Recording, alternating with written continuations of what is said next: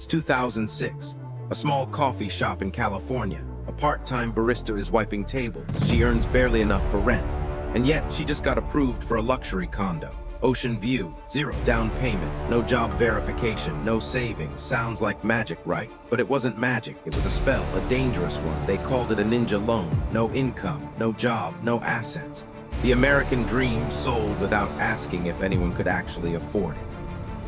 And when the spell broke, it erased $19 trillion of household wealth. Not billionaires, not banks, families, homes, lives. Today on the American Pattern, we're opening the ledger of how dreams were mass-produced and turned into a nightmare. ACT won the dream factory, why everyone wanted a house. Let's start simple. In America, a house is not just a building. It's safety, status, stability, proof that you made it. Your parents told you, buy a house. It's always safe. Your neighbors believed it. TV commercials screamed it.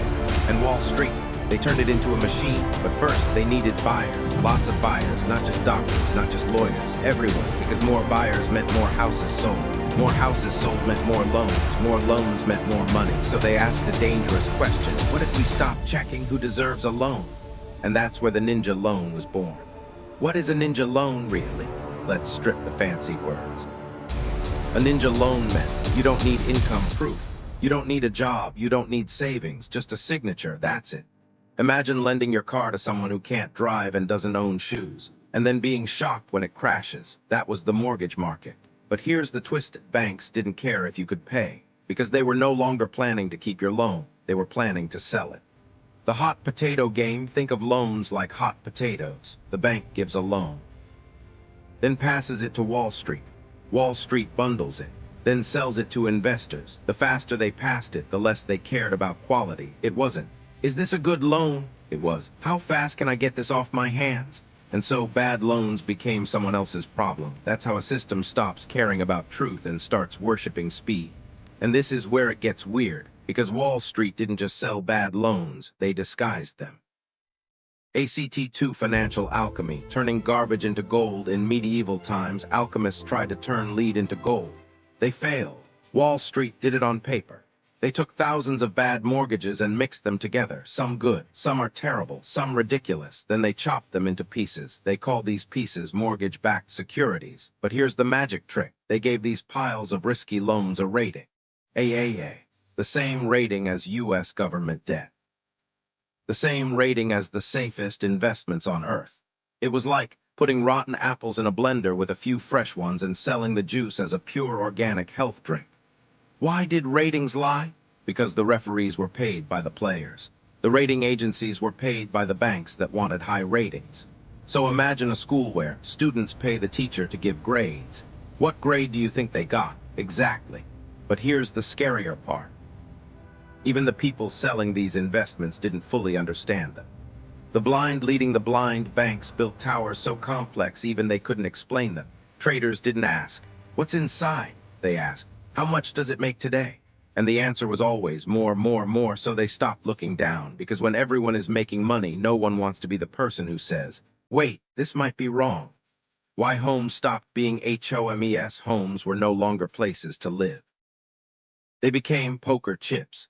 People bought houses not to live in them but to flip them. Buy today, sell next year, easy profit. Even people with no income were buying multiple homes. Because prices were rising so fast that reality didn't matter. It felt like a ladder that only goes up.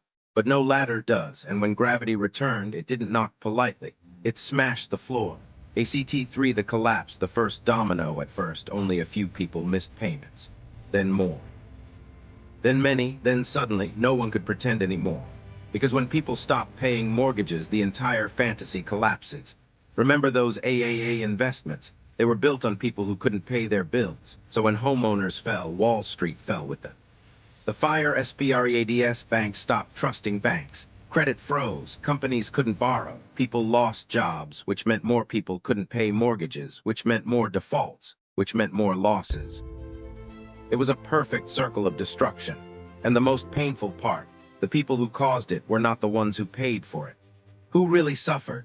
Not the executives, not the traders, not the rating agencies. It was families, retirees, first-time homeowners, young couples, people who believed, if the bank approved it, it must be safe. Millions lost their homes. Some lost everything. The American dream was repossessed. The $19 trillion disappearance, household wealth collapsed. $19 trillion vanished. Not burned, not stolen, just erased, like chalk in the rain. And suddenly people realized the system didn't protect them, it fed on them. ACT4, the American pattern, this wasn't an accident. Here's the hard truth. This wasn't a bug, it was a feature. The system rewarded speed over safety, volume over value, profit over truth, and every time a system does that, it breaks. Because no structure survives when built on pretending. Why it will happen again, not the same way, not with houses, but with something else. It always changes costumes, tech stocks, crypto, AI, commercial real estate. Different name, same pattern, easy money, loose rules, blind trust, sudden collapse, and the scariest part, we're already repeating it. What should you learn? 3 simple lessons. If something feels too easy, it probably hides something hard. If no one asks real questions, it's because the answers are dangerous. And if everyone is making money, that's usually when risk is highest. Breaking the spell, the Ninja loan wasn't just a bad product, it was a mirror. It showed us what happens when dreams are mass-produced without responsibility, when money moves faster than truth, when belief replaces verification. The American dream isn't evil, but when it's sold like candy, it rots teeth and collapses trust. Why the American pattern exists here on the American pattern, we don't just tell stories. We decode them, because history doesn't repeat itself, but it rhymes on a loop. If you want to see the patterns before they become disasters, subscribe. Because the next crisis will not look like the last one, but it will feel exactly the same.